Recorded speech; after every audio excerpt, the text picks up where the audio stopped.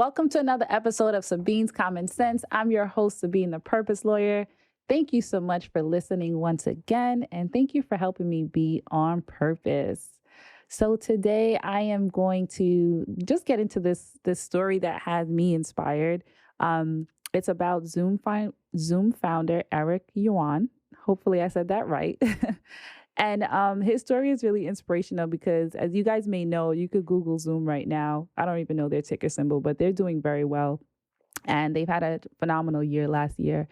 And so his story is that he had aspired to come to America from China and go to Silicon Valley. Like he was good in, he was good in tech, and he wanted to come here and be part of Silicon Valley. So his story is one of faith and persistence. And I think it's really powerful because he just that one step to come to America, he had to apply for a visa 8 times. 8 times he was denied to come here. And on the 9th time, he got his visa to come to America. So for me, I would have probably stopped on try 3. So that's one like commendable thing. So that shows you his persistence. And then he came here, reach his goals. He ended up working for a company called Cisco WebEx, who is also a large company. He was a VP of that company, earning 6 figures. And then he realized, he sort of realized that, he wasn't happy and he wasn't going to be able to make the lasting change that he wanted to in the industry unless he left to go out on his own. So he took the leap and he started Zoom. And so it's a testament to, we always strive to reach these goals. We always strive to sort of like grow and achieve and build. And oftentimes I hear people say, and even I could attest to that for myself, is that you get to a certain place and you realize, that's it. Like, is this the thing? And so what he did was he looked around and just saw like where he can make lasting change. And I think the message there is to change your persistence and direct it in the new direction of where you actually want to go. So it's okay to strive and achieve and get there and decide, this is not it. I want to go in a new direction. So my next guest, Mr. Jermain Miller, who's an accomplished author, a motivational speaker, a publisher, all that good stuff. He has a similar story of how he used his faith and persistence to get to where he is in life, and also how he got to a point where he needed to take his faith and persistence and put it in a new direction. Because once you reach a certain plateau in life, you probably want to shift and go in a new direction. So that's exactly what he did. And with that being said, I hope you guys are going to enjoy this next interview as much as I did. My guest had a similar story of reaching a certain level of success, using his faith and persistence to get there, reach a certain plateau, and then pivoting and focusing that faith and persistence towards a new goal. His name is Mr. Jermain Miller. He's a best-selling author, speaker, motivator, publisher. I know you guys are going to enjoy this. Jermain Miller. Yes. Live and in the flesh. Thank you so much for being here with me today. Absolutely. It's been my pleasure. It's always my pleasure to be around someone who is as humble and successful all in the same place. Thank you, sir. You're a phenomenal individual. Always to be around you. Always great to be around you. I so appreciate you saying that. So, guys, if you don't know Jermain Miller, he is a phenomenal human being. When I was first exposed to you, you were giving a talk, right, in our friend Matthew Garland's office, Yes. MG the mortgage guy, and I was just like, wow, this guy is like so powerful. Like you really have a lot of power within you, and your energy is incredible. He is a 4-time bestseller, best-selling author, right? Thank you. Yes. He had a lot of success in real estate. And just sort of like shifted and just created this whole new presence and this whole new business on public speaking, coaching, writing. So we're going to get into all of that. Yeah, can't wait to do that. Yeah, so tell me, who is Mr. Jermain Miller? Like what is that when you say Jermain Miller? Who do you even think that is? Well, I don't have a troubling story growing up. My mom raised me and my younger brother in a single parent household. We grew up in Staten Island, Shaolin Island. Oh, easy life. Yes. Single parent, Mm, doing what's best for me and my brother, putting a roof over our head, clothes on our back, right. food on the table. That's Hmm. all you can ask for growing up, right? Right. And we went to school, got good grades in school. I was the first person to go to college in my family. So I thought Mm, that was a very powerful feat in of itself. right. But my motivation growing up, actually, which I didn't know was a motivation until later on in life, and that Mm, was my grandmother. mm. She raised me. She lived in the streets of Harlem in the 80s. If you're familiar Wow. with Harlem in the 80s, I mean, forget about it. You could just watch Fun, New Jack City a or fun something like place. that. Yes, yes. So, drugs, abandoned buildings, totally not how it looks now. Hmm. The evolution of rap came in all those times. Wow. I just wanted to purchase my grandmother a home and get her out of that environment. That's all Mm, I saw. My grandmother was she worked at a church, Union Baptist Church, 146th Street between 145th Street between 7th and 8th. She hmm. was a church secretary making $200 a week. Okay. Wow. And I just didn't want my grandmother to be there anymore. And I thought Right. the only way to get her out of Harlem was to go to school, get good grades, graduate, and then get a job, and I'd buy her a home. I Wow. was on the way to do that Hmm. until my second year in college, where we discovered something. We discovered that she had lung cancer. And Mm. cancer in 7 different languages, as you know now, is one of the most feared words. You hear Yes. cancer, you Yes. automatically think, Hmm. I'm out of here soon. And Right. so I dropped out of college, my second year in college, which I thought I was smart enough by then to, Mm, which, turned out not to be so well, but I thought I was smart enough to drop out of college. I did. And mm. I came back, and then shortly thereafter, my grandmother passed away. Oh, Now, a wow. turning point in my life at that time was when we buried my grandmother. Mm. I didn't realize that I was burying my dreams and my goals. Wow. So at 19, when I buried my grandmother, I woke up at the age of 25. I Mm. was sleeping on the floor in the basement. I had 93 cents in my bank account, and I had pennies in my pocket, and I was going through a very challenging time in my life. I was going through Wow. my first divorce.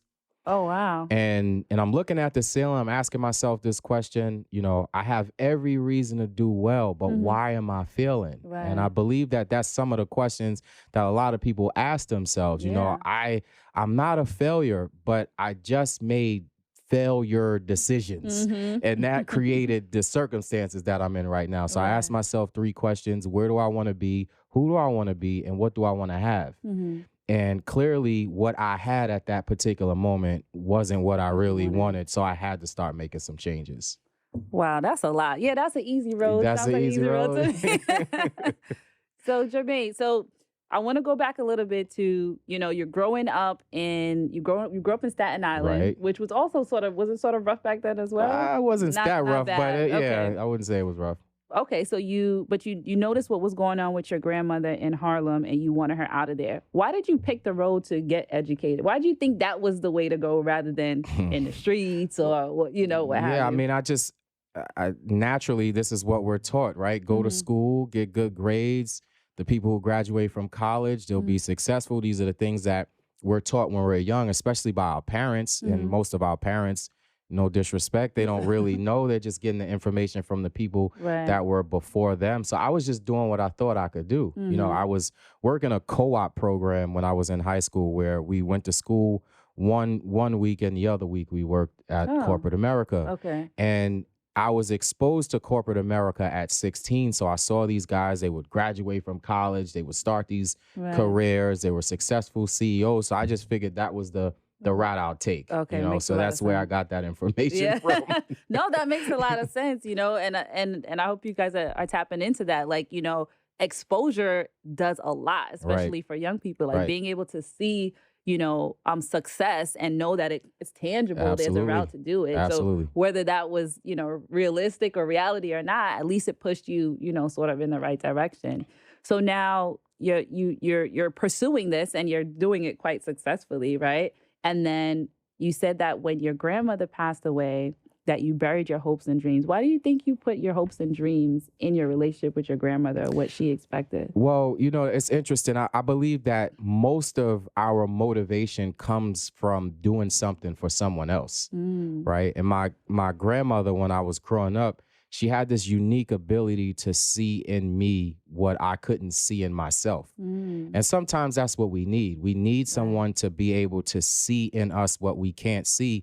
And that usually catapults us to where we want to be. It was Goethe who once said, if you look at a man as he is, he becomes worse than he is. But if you look at a man as he could be, he becomes what he should be. And no matter what I went through or what I was going through growing up, my grandmother always looked at me as I could be. So in her eyes, I could do no wrong. So she always spoke from the level of greatness, no matter what she saw at that moment. And I think that was my motivation. I felt like I had to do something for it. Right. So she was speaking there. I couldn't do nothing wrong. So there was just something that I felt like I had to accomplish in life because of that motivation. Other people use their children. I use my children now to this day, or their mothers or their significant others, inspires and motivates them.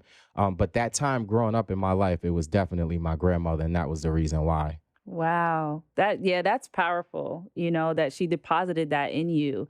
And so why, I understand that connection. So what made you feel like there was nothing more to sort of strive for? You just felt like, I don't have anything to prove anymore. So what I thought was life, what I thought was real is not real anymore. So was that it for you? Yeah, I believe that was at that moment. And again, when we talk about adversity or obstacles or setbacks or all of those words that we use as temporary defeats, I wouldn't call them failures. I would call them defeats, those temporary moments.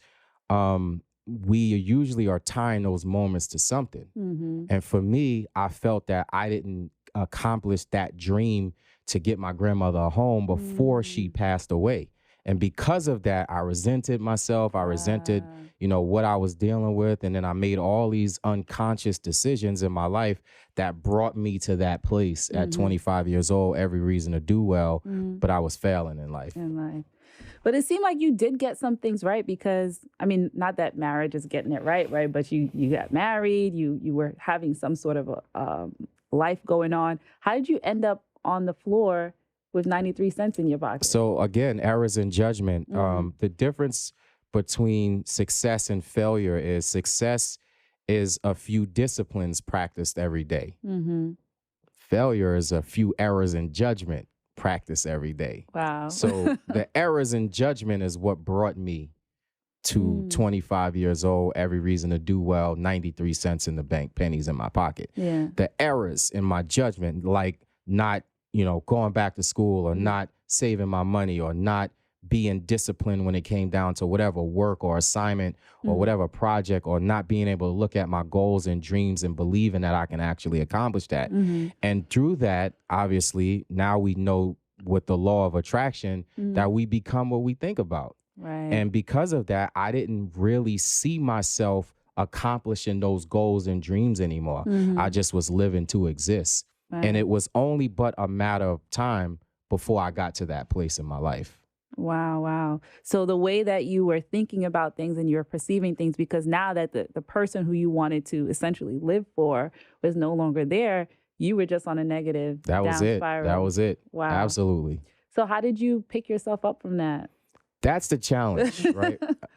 We want the magic dust to be able to overcome the adversity or the obstacles, right? But the only way that you can actually get from where you are to where you want to be is actually seeing yourself in possession of this life. It was Napoleon Hill who said in Think and Grow Rich, whatever the mind can conceive and believe, it will achieve. That word believe there really means feeling. In other words, whatever my mind can conceive and feel, I can achieve.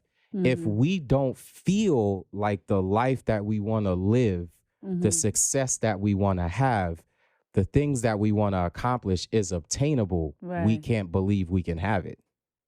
So what I had to do was even though I was in probably in what some people might seem or say the worst point I could possibly be in my life, I had to start feeling that I was much more valuable than what I was at that particular moment. I had to literally see myself in a better position, in a better life, walking, talking, doing the things that I really wanted to do based on where I wanted to be, not on my current circumstances. Wow. So for everybody who's listening out there, who's been in the place where you've been, you know, down and out, you're literally on the lowest level because you're on the basement floor, right? Yes. And so how do you feel where you want to be? Like, what is the process of doing that? Yeah, I think most of the time what happened is we'll go through adversity. And, you know, one of my favorite quotes, James Allen says, circumstances only reveal who we are to ourselves, or adversity only reveals who we are to ourselves. And I think even more recently during this pandemic and stuff that we've had to face something that we've never had to face before. And that was ourselves, right? We had to literally have to look at ourselves in the mirror. There's an African proverb that says, if there's no enemy within, the enemy without can't do us no harm. And that adversity sometimes is just trying to get us to see that where we are right now is not where we should be. And we have to grow to the person that we need to grow into to overcome the adversity. Right. Because the adversity is just our thoughts, our speaking, our action. That's where we are right now. And so for me to get out of the adversity, I had to rise higher in my thinking. I had to rise higher in my action. I had to rise higher in my speaking to ultimately get to where I wanted to be. So you looked at your circumstances and you realized that that was a reflection of where you were and where you were thinking, right? Yes. So then once you picked yourself off of that floor, where did you go next? Like, how did you rise? Well, one of the things that we have to do is, first of all, we have to stop condemning ourselves and stop criticizing ourselves. We are our worst critics, right? So, you know, 100%. Sometimes it's like, oh, I could do better. I should be much further in life and all of those things. I'm such a failure. All those things that we constantly say to ourselves over and over, we don't realize how this negative speaking is actually impressing our subconscious mind. And so you have to say, okay, everything that has transpired in my life has brought me to where I am at this particular moment. I know it now. Now I have to do what I need to do to get to my next level or the next steps. And just like I had a conversation with my youngest son the other day, I said, we can't skip the process. Right. That is good. The going from kindergarten to first grade, from first grade to second grade, they do that because it's a process. They do that because they want to make sure that before they allow you to get to the next level, the next grade, that you know all you need to know at this level. That's why we don't graduate in life, right? We don't graduate and get to the next level in life because we still did not learn all of the things that we needed to learn on the level where we're at. Yes, we can have everything we've ever desired. Yes, prosperity is for everyone. Yes, this is true. But until you actually become aware, until you actually become conscious that you can have it for yourself, this is not going to get you to the next level in life. That is super powerful, Jermain. And it's really about, you know, what you said about being on a certain level and not learning the lesson. So tapping in to see if I'm going round and round on this merry-go-round, what is it that I'm not seeing? What is it that I'm not, you know, catching on or tapping into or grasping that's keeping me right here where I am? And that's like such a great concept that you said, why we don't graduate in life because we're never like progressing, we're never like making that shift. Wow. So something that you said about your grandmother, that she worked at a church, because she was so impactful in your life, did you have was faith a part of your walk? I wouldn't necessarily say I understood the concept back then as much as I know and understand it now. You know, as an African American, you know, it's if you grew up, you've gone to like a Christian church or a Baptist church, especially if your grandmother or someone older has drug you to the church, shove some peppermints in your mouth and listen to the choir and the pastor to speak, and it was a collection plate and stuff like that. So then I didn't really understand, you know, faith or the depth of it as much as I understand now. However, I believe that being exposed to it helped me get to it later on down in life. Oh, I understand. So, and I could relate to that because I had, I had some wonderful growth in being part of a church. And I do look at things differently now, but I definitely think it was necessary. And it was definitely my foundation in getting a better understanding, in my opinion, of faith. So what does faith play? How does faith play a role in your life today? How do you understand it now? Faith, I believe there's two words for faith. Faith is having the ability to see something happening before it happens, and you actually taking the action to manifest or materialize it, right? It's believing in something or using your mind's eye, not your eyesight, to know by intuition, this is what I'm supposed to do, right? But the interesting thing about it is another word for faith is persistence.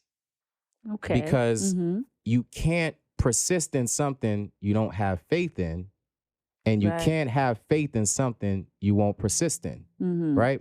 So now we talk about action and going after things. I think the only reason why we don't accomplish some of the stuff that we really want to accomplish is because we don't have faith in it. Right. We're not willing to persist in it until it actually hardens into facts, right? So faith for me is knowing that this is what I want. It's not something that I can get right now, right? Like it's like I got good credit, my credit card works, I got money in the bank, I got all the security, so I don't need faith for certain things. Right? I believe faith is having a belief in something that I can't tangibly get right now and being willing to persist in it until it actually happens. Wow, that was like the most perfect explanation. That was really good. So one of my favorite Bible stories now that I have a different lens is like the woman with the issue of blood. Yes, so this woman, she was having her menstrual for 12 years straight, ladies. 12 years. That's a long time. Nobody got time for that. A situation, so there's a lot of fun that's not being had in those 12 years, especially in that time. So she had such a strong belief that Jesus, who was in town, would be able to heal her. And so you have to think people like that back in those times, they were on the outskirts of society. If you were bleeding, you were unclean. So she had to go through a crowd to get to him. She probably had to crawl to get there. Right. And in her mind, she's like, if I just touch the hem of his garment, that'll be enough. Like that, I could get my healing. And so when she does that, he's like, who touched me, right? Out of the crowds of hundreds of people probably grabbing him. And he's like, who touched me? And it was her. And he said to her, your faith has made you whole. Right. He didn't say, I healed you. Right. He didn't say, I'm going to give you your healing. He said, your faith, because you believed it. That's why you got it.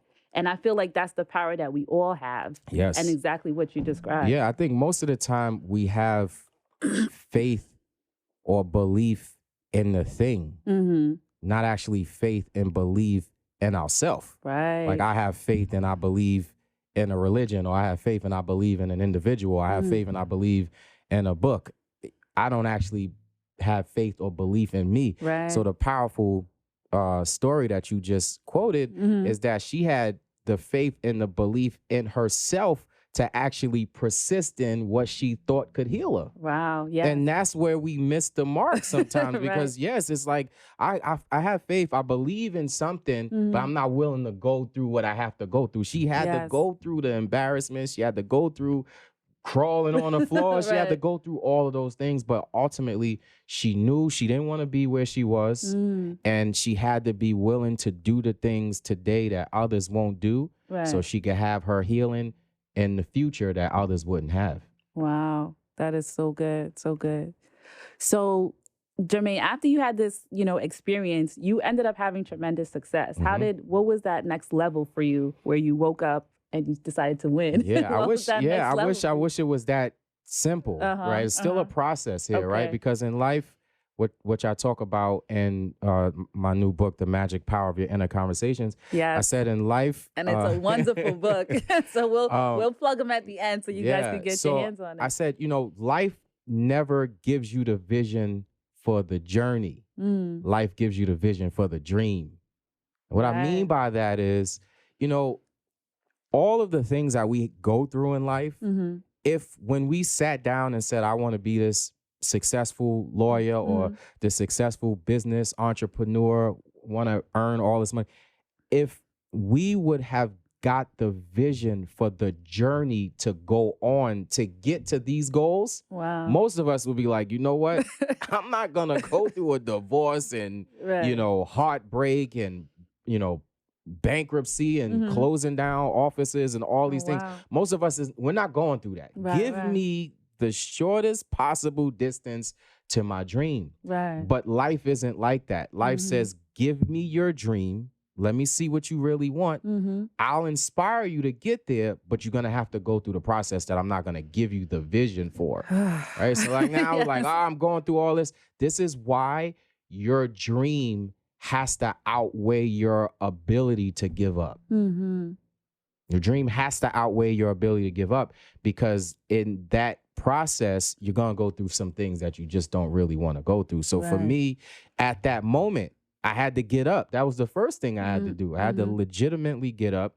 And the second thing is I asked myself, what do I want to have? Who do I want to be? And what is it that I really want to accomplish? I knew I didn't want to be there anymore, right? And that's always the positive. We always know what we don't want.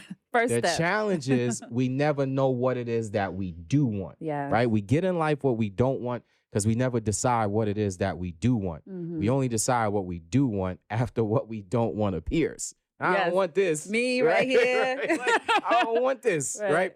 And so right there, I said, okay, what do I want to have? Who do I want to be? What do I want to accomplish? I knew I didn't want to be there no more, but I did not move until I realized what I really wanted to do. So I thought, you know, perhaps I can, you know, start maybe a real estate. Knew I was pretty good in sales. But I had a problem because I had a bad attitude. Like my attitude was really, really challenging, believe it or not. That is really hard to believe. Jermain is like the sweetest person. So I was talking it over with a good friend of mine. They said, why don't you get into real estate? I think real estate would be great for you because there's a lot of successful real estate agents with bad attitudes. I mean, perfectly. So I said, you know what? You fit the bill. You know what? No problem. I'm ready to go. Big problem. I don't have at the time, it was $250. I didn't have the $250 to start my career. So I borrowed the money from a good friend of mine. He didn't know I was going through this stuff. So he didn't know if this didn't work out, I couldn't pay him back. Right? He had no clue. He thought you were the Jermain that he knew. He's like, all right, yeah, no problem, brother. I started in the real estate industry. I remember walking in the office to the company, showing the owner that I had 93 cents in Norfolk bank account. That's how long ago I started. And he looked at me and he was like, that can't be possibly true. I said, this is all I have. And he said, well, you can choose an office that you want to work in. I started working in, you know, the West Village. I would sleep in the office, take showers in the gym. There was a Crunch Fitness on Lafayette in the city that's no longer there. And I did that. And, you know, my first few months in the business, I did extraordinarily well, believe it or not, because there was something that I wanted to actually finally prove to myself that I can do something. And then for 10 years of my life, I devoted to different real estate companies, some of the big companies, some of the smaller companies. I, you know, sold well over 300 million in real estate transactions in these years, turned my whole life around. And then I realized that real estate for me was just a vehicle to get me from where I was when I started to my ultimate goal and dream. Because I realized I love helping people, not just with their homes and, you know, mortgages and this and all that. I loved helping people with their lives. I loved impacting and empowering people to change their lives. That same guy with the bad attitude? Yeah. It was in that, you know, I said, you know what? In order for me to inspire people to live their dreams, I have to first live mine. And so I started my own real estate company in 2015. I launched a consulting company late 2018. And then we just launched the publishing company, book publishing company, earlier this year. Wow. There's so many powerful things there. So the first thing is that you had a bad attitude, and we know that mindset is plays a big part in Yes. getting us where we want to go. You didn't even realize at the time. You just your faith was strong enough to know that if I bust my behind, I'm gonna get here. How do you think that worked out for you, even though your mindset wasn't there?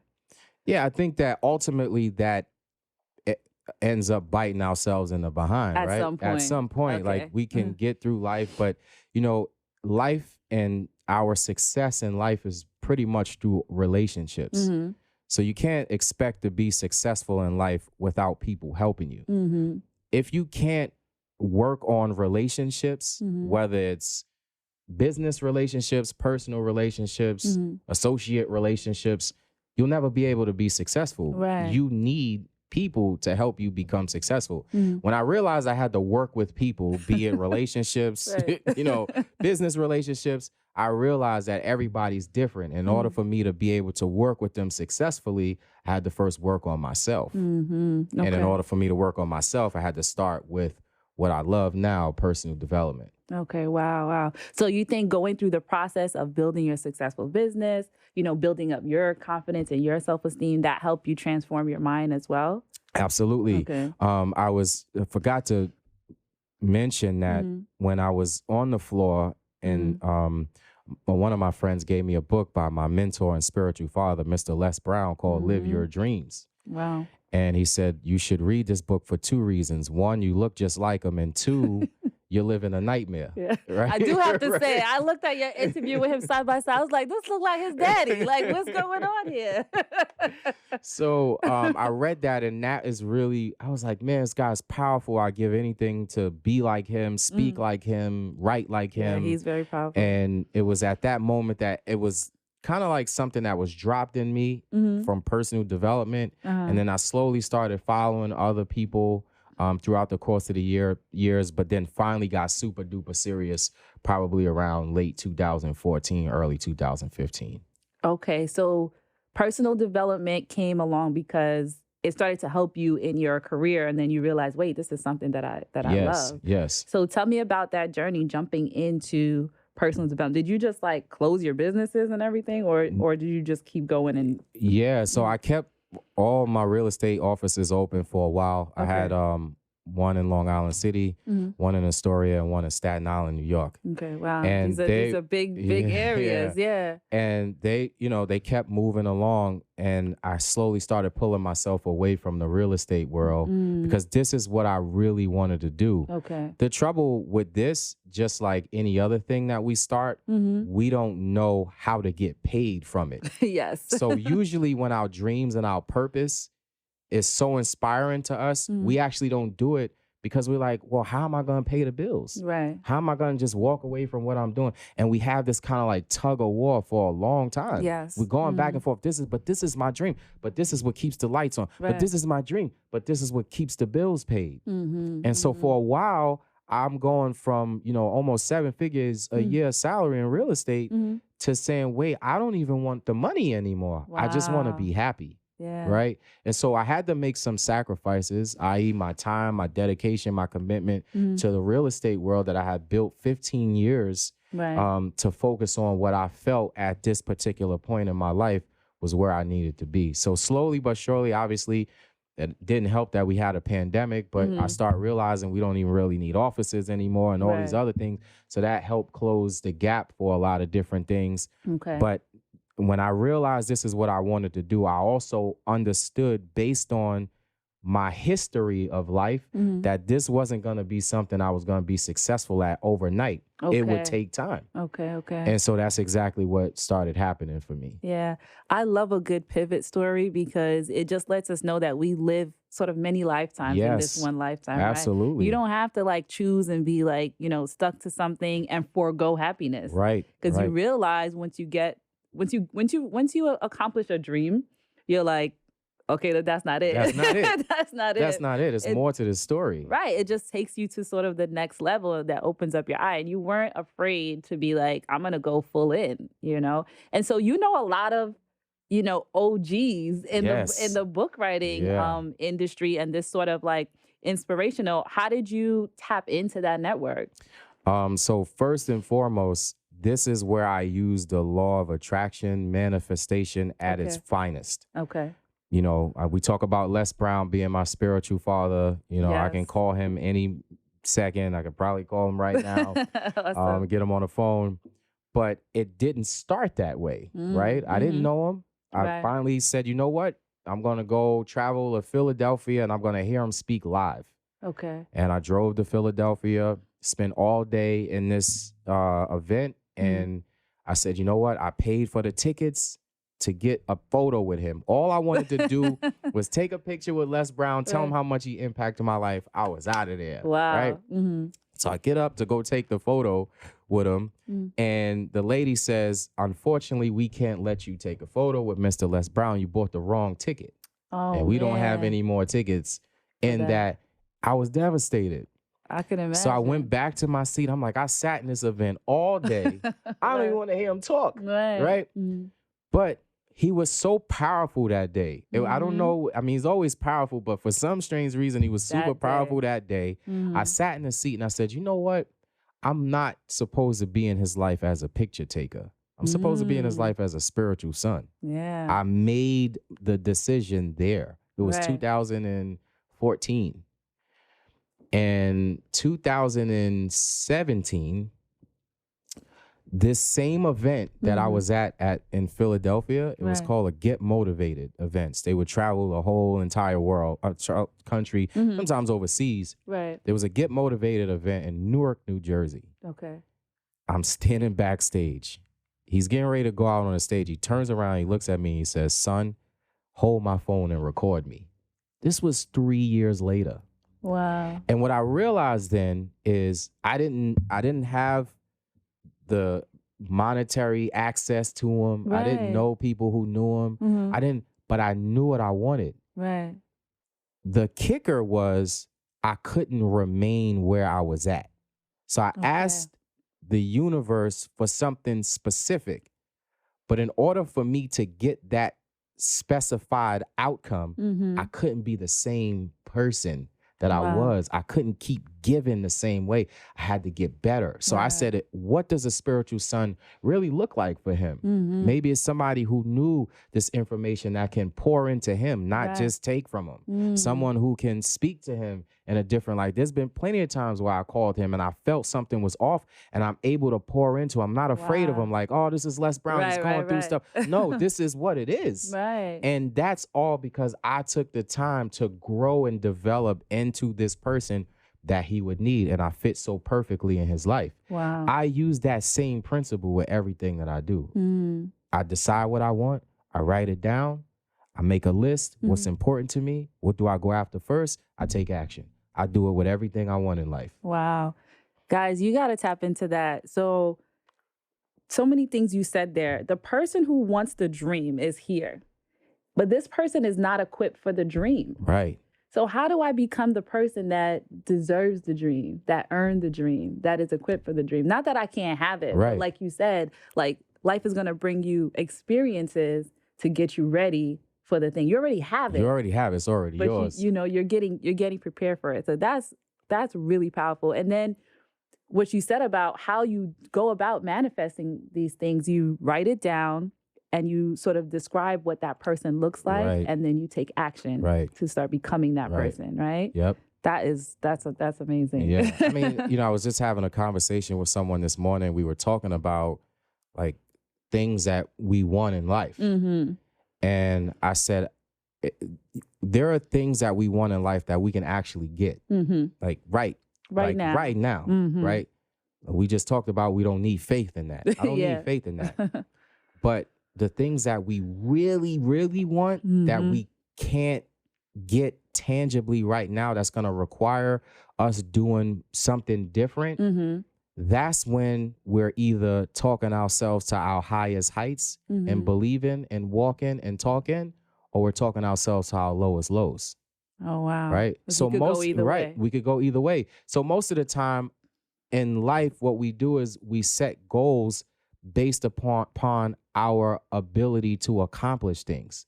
So Okay. I'm going to set a goal because I know if I go a little further than that, I might fail. I don't want to be embarrassed about failing. Let me just set things I know I can accomplish. Right. Even if it's $500,000 a year, I know I can do that. Right. So that's fine. I'm not going to set $1 million a year, because what if I fail? It's the thing I think about, right? So I'm not going to set that. I'm going to do what I'm comfortable doing, even though I'm saying this is my goals and my dreams. Yeah, 100%. Just not dreaming big enough. So in that space where you're not setting the highest goals because you don't have the faith for that. Right. Your faith is not that big. Right. It's small.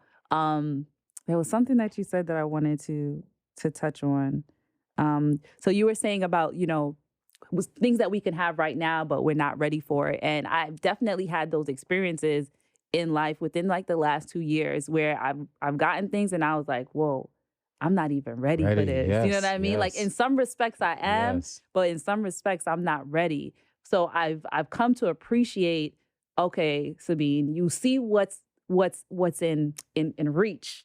Prepare. Right. Do the inner work, lay the foundation right now so that once it comes to you, that you're ready. So I like love that. I like that, what you just said, because I think it's important for us to understand that after we pray and, cry and lay on the floor and do all that stuff, there's something else that needs to be done. Yeah. It's called preparation. Right? So we can pray as long as we want, but if we don't prepare for the thing that we're praying for, we'll never get it. Right? We have to literally prepare. It's like, you used to work in real estate law, right? Or some of the trust things that you're doing now. You're like, this event is gonna happen. Right. Like, it, right? Like, it's like, this event is gonna happen, right? We know it's gonna happen. What are we doing to prepare for it? Right. And if you don't do the things that you need to do to prepare, the event will happen. You just be unprepared when it happens, right? Absolutely. So that goes with everything in life. I believe that that's a law. It's a principle. Yeah. That you must prepare for the things that you pray for. Who said this? Maybe that preparation is prayer. Don't put me on the spot. No, I feel like it was Florence. Florence it could possibly be her. That sounds about, I can't remember which book it came from. Sounds about right. Yeah, something that she would say. Yeah. Preparation is prayer. So like, what I've been doing lately is I've been cleaning out because I want to move. I want a bigger house and a better neighborhood. I'm in the same boat. Yep. And so I've been cleaning. I've been getting rid of clothes, getting rid of things. Stuff that's just sitting there we don't use. I'm like, I want all the clutter out. And in my mind, I'm thinking preparation is prayer. Preparation is prayer. So it's like if you're preparing for where you want to be, that's the fastest way to really get there. That's the only way. Because you see yourself, making room. We talk about that. Yes. We making room for the things that we want in life. This is clutter. This needs to go. Like all these things. But you think about it on a financial scale when it coming down to preparing for the new home. Right. Are we financially in a space to do it? Is our credit good? Yeah. Do we have the savings? Can we maintain the new mortgage? What are we going to do with our current home? That's preparing. So then when the opportunity presents itself, it's not called luck. I'm prepared for it. Prepared, right. And that's why people say, and you said before, that it's not an overnight success. It's not an overnight success. Because how could it be overnight? Right. Everything that you've done along the way has prepared you for Absolutely. this. And for us to, and I think what you sort of alluded to is also that you have to enjoy the journey. It's the journey. Yes. You know what I mean? Yes. That's what it is. That's what it is. Yeah. And that journey is helping you become the person that you need to become in order for you to get the goal. Yes. Right? Because I'm not attractive to my goal right now. I'm looking at, this is just, our confidential information, but it's coming out now. But, I'm looking at some big time houses now for me and my sons. Huge. Like I'm talking in the millions. Okay. Right? Awesome. And I asked myself, what does this person who owns this type of house, what do they do? And what else do they own? Right? Like you see these questions, you start asking yourself, so that now I'm starting to prepare myself so that when the opportunity presents itself, I have everything that this person has. And I'm not talking about necessarily a person in particular. I'm talking about the type of person that owns this type of house and owns this type of company and owns, how do they function and how do they operate? Yeah, and that's so good. And I think that speaks to people who just come into money suddenly. Yes. And how they lose it because they were never They weren't prepared for it. Their Right. mind wasn't prepared. They didn't know what they wanted. They didn't know. They just was spending, Yep. you know, because Absolutely. it's like, I didn't know. I wasn't prepared for this thing. So like preparing really gets you there. So you're an author Yes. extraordinaire. Thank He you. spits out a book like this, y'all. So how did you realize you wanted to be an author? Because I know maybe it's a progression from, you know, wanting to speak and stuff. How did you know you wanted to be an author, and how did you get good at writing? That's a great question. The first book that I wrote, Wake Up and Win, we actually just did the cover over and all that stuff. I love But it. it's interesting because I would hear, if you're a speaker, you got to have a book. That's all I would hear all the time. And so I'm like, oh, I'm going to write a book. I'm going to write a book. Everybody says they're going to write a book, and Me, right? including you. Yes, and only 1% of the people who say they're going to write a book actually accomplish that. So this is what's so powerful about going after your dream. So I finally meet Les Brown. We're talking, and he says, this is the first time we're talking. He goes, where's your book? I want to write a forward to it. I said, what? I don't know him. Like, you know, he just comes out and he says, where's your book? And in my head, I was thinking about writing a book. And I'm like, nah, I can't write a book. I got to write a book. And now he's saying he's going to write the forward to the book. I don't have a book. I don't have an idea. I have nothing. But this is what he's saying.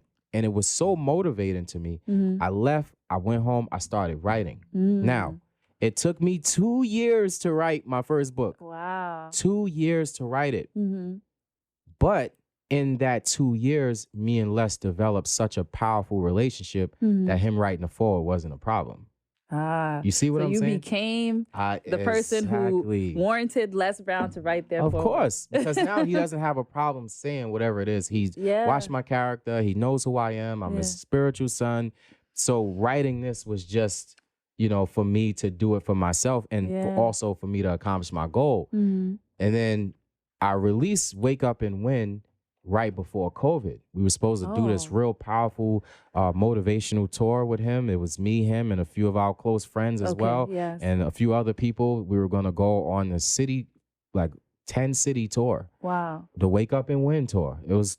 I'm like, this is like gotta be a dream come true, right? All the dreams coming true. Then here comes COVID.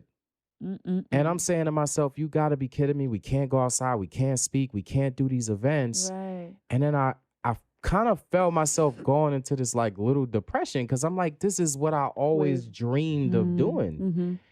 And then I realized something, that the only thing that could stop me from my dream was a pandemic.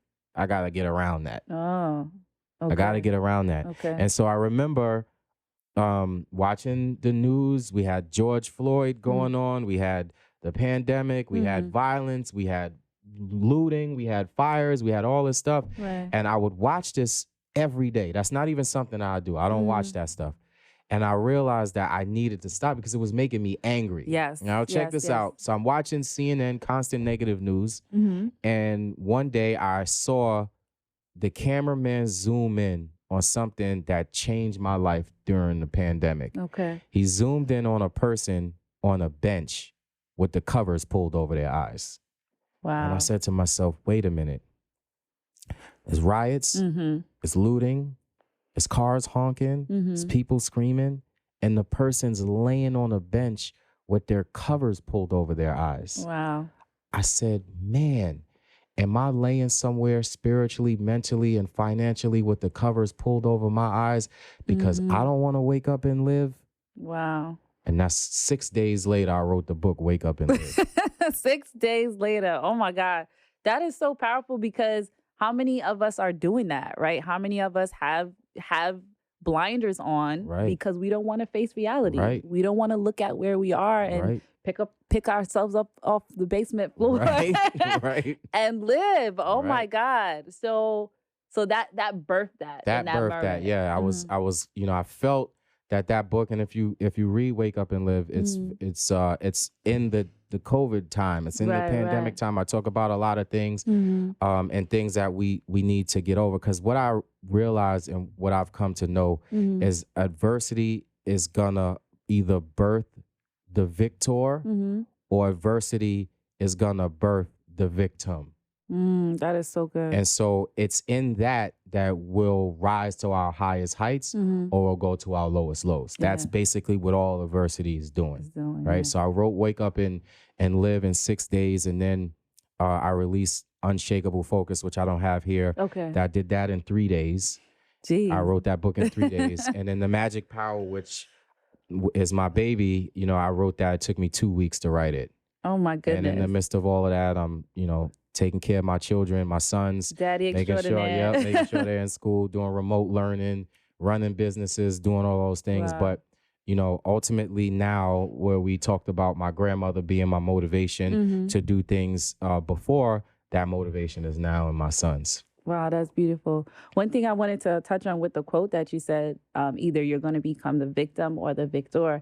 I had that sort of epiphany within like the last 2 months that I would dwell on a lot of things in the past, like growing and things that I did growing up or decisions that I made wrong. Like you said, a series of bad decisions that I perceived to be monumental. And I had to make the decision, am I going to be the victim? Because I realized like I had a choice in every single thing. Yes, absolutely. I'm not a victim. Nobody did anything to you. And if you're somebody who plays that record, that, oh, woe is me, like this happened to me, like I can't believe this happened to me, you could just turn it off. That's right. And decide to be the victor who's still standing That's here absolutely and right. able to, take action in a different direction. I love that you brought that out. And so how did you get good at writing? How are you writing now from 2 years to 6 days to, even 2 weeks is like phenomenal. Yeah, like how? I think it's all about, again, all of this is the combination of me studying and reading and watching great speakers and listening to the Audible and all of that and finding my own ideas and my thought processes and seeing what works for us and what doesn't work, because nothing in life is true until it works for you. Right. No matter what people tell you they've done, until you actually do it yourself, it's not true for you. It could be true for you. Oh, they can write books, but not me. Right, but it ain't true for me, Yeah. right? So nothing is true until it works for you. And so I believe that what happened was in the Wake Up and Win, I learned something. I'm not going to get too deep into the story because I don't know who's going to be watching this. Okay. But I had a situation where I worked with a publisher for that particular book. Okay. And let's just say I put out a lot of money. It didn't go the way I thought it should have gone. So I wound up leaving that publisher, going somewhere, and I vowed to never have that experience, and I did not want someone else to have that experience. Okay. That's what usually happens while people start a business, start a career. They were involved in something that they don't want anybody else to be involved in. And so I started, and I tried that with my second book, Wake Up and Live. I said, you know what, let me find out all this stuff about the book writing process and all that publishing and stuff like that. And it was very successful. And when I realized that, just like anything else, if you want to do something, there's no time line for it. You just got to make the decision to do it. If you think 2 years is what it's going to take for you to write a book, that's how long it's going to take for you to write a book. If you think it's going to take you 5 years to be successful, I was listening to someone the other day and they were talking about how it took them 10 years to become successful and how they went through all these ups and downs and all this stuff. And I'm like, no, it didn't take you 10 years to become successful. Right. It took you that long to believe you were successful. Wow. Right? For sure. So all of this talking about I had to go through all these ups and downs. No, you just didn't believe long enough and consistent enough that you could be successful. Yeah. Stop preaching to me, Jermain. Yeah, Ain't nobody asked you to preach to me. But in terms of the book writing process, now it's like I literally know the process, right? And this is what I talk about before. I know the process now, right? So now the question is, what kind of book do I want to write? Okay. Right? It's not even a matter of when it's going to come out. It's like, what do I want to write? Because then I can let my creative juices flow. And it might take 72 hours. It might take a week. It might take a month. I'm not sure. But I just know the process now. So I'm comfortable in the process. And usually that's all we have to do. We don't have to be great to start, but we do have to start to be great. And I think that once we start doing stuff and accomplishing stuff, and being successful at accomplishing stuff, things start to become easy. But because we don't do stuff and we don't accomplish things, or if we do it, it's so far and few between, we don't know what the feeling of success is. Yeah, yeah. We think we know the feeling of it, but we don't know. So my friend Dion would say to me that a good affirmation is, the more I see things working out for me, the more I see things working there out you for go. me. Because ain't Right? nobody else going to see them working out for you better than you can see for yourself. Right. So like that speaks to you saying, if you believe that you're writing a book in 2 weeks, you're going to write your book in 2 weeks. Okay, Sabine? That's it. All right. Let's go. For sure. Oh my God. So you're an awesome writer. Thank you. The most recent book I read was The Magic Power of Your Thank Inner you, Conversations. yes. Oh my God, guys. First of all, it's a page turner. The book's going to read you, okay? Tell you all about, your thoughts and all that stuff. And I know that you said that you are inspired by a lot of writers. So what are some of the books you feel like people must read? I know you probably got 1,000, but maybe 3 to 5. Yeah. So one of my mentors, Don Green, who is the CEO of the Napoleon Hill Foundation. Now, everybody knows Napoleon Hill, Think and Grow Rich. Yes. If that's the only book you know from him, you should read it, as many times as you can read it in a year. But he's the CEO of that foundation. So we've established a great relationship. Awesome. He's a mentor of mine, older guy, really great person to talk to. He wrote the foreword to that book. Oh, wow. Don Green wrote the foreword to that book. But in terms of, again, books, Think and Grow Rich, is one of my all-time favorite books. In fact, I'm already reading it for the 5th time this year. Oh, it's a timeless book. Yep, it's a timeless book that I'll read over and over. The Power of Awareness by Neville Goddard. It's one of the most powerful books that you can read in terms of becoming aware of life and becoming aware of what you can do in life. The Power of Awareness. The Power of Your Subconscious Mind by Joseph Murphy. That was probably one of the books that really turned my mind on to believe in that I can literally accomplish everything. And then also being careful of what I say, right? Just because those words will find you in the future, right? Yeah. So I would say Florence says it's your wand, right? Your words are your wand. So Think and Grow Rich, The Power of Awareness, The Power of Your Subconscious Mind, The Game of Life by Florence Scovel Shinn. She talks about how life is basically a game, and in order for us to win, we got to know how to play. Right. And I would say my fifth favorite book would probably have to be As a Man Thinketh by James Allen. Those are some power-packed books. Out of what she said, Think and Grow Rich and As a Man Thinketh. Yes. That book is really loaded. Very loaded. Very loaded. I mean, excuse the As a Man Thinketh, but, right, but it's basically for everybody. It is for everybody. Yes. That's awesome. And how did or reading in general, how did it inspire your latest book? I would say I read a lot of actually Florence Scovel Shinn. I also read a lot of Catherine Ponder's books. Open Your Mind to Prosperity was one of the books that really helped me write The Magic Power of Your Inner Conversations, because I realized that thoughts produce things that's true, right? But words give life to them. So yes, our thinking produces things, but our words will determine if they live or die. Right. It's like a command. It's basically like a command. Wow. And when I realized that a lot of people aren't talking about, those inner conversations, like how we can basically live or die based on our conversations. We can give life to success or not. We can give life to happiness or not. We can give life to prosperity or not. I realized nobody was really talking about that. So that was something that I needed to write in a book format. Yeah, awesome. And it's really powerful. I read it during the pandemic, really. Yep. And it really helped me on my path to changing my mindset, becoming the victor and all that stuff. So thank you so much for that contribution. Thank you. I appreciate that. Thank you. And so where can people find you? Yes. Where can they, you're a writer, you have a publishing company, and you're a wonderful motivational speaker. If you haven't been motivated today, I don't know what you're doing. Thank you. Right? So they want to book you if they want to tap in. How can they do right that? now, everything is all one. Jermain Miller, you can find me on Instagram, Facebook, even Twitter. Okay. YouTube is all Jermain Miller. Okay. And for bookings, web address too, Jermain Miller. For bookings or anything like that is Jermain@jermainmiller.com. Okay. Awesome. Thank you so much, Thank you so much for Jermain. having me. It's been a pleasure to be here. Same. I love talking to you. So Yes, this was great. And I hope you guys were blessed by it.